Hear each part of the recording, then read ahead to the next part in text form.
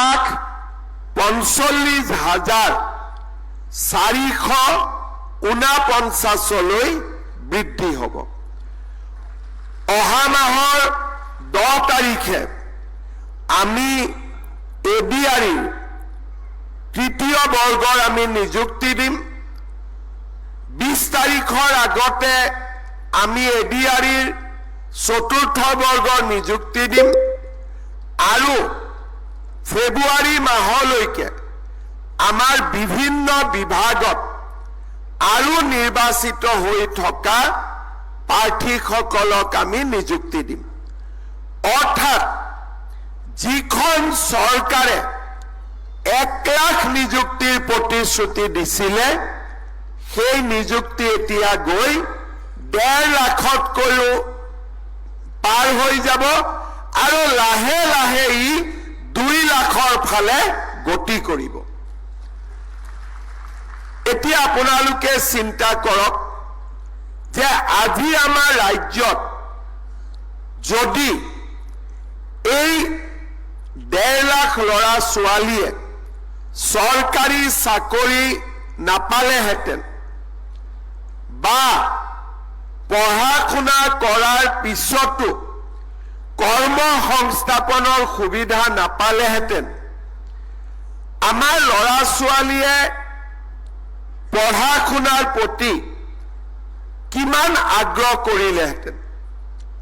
আজি আমাৰ অসমত পঢ়া শুনা কৰিলে চৰকাৰী চাকৰি পাব পাৰে।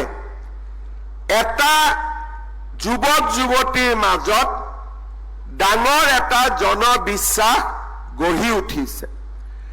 আজি আমাৰ ল'ৰা ছোৱালীয়ে ৰাতিপুৱা সোনকালে উঠি ষ্টেডিয়ামত দৌৰে।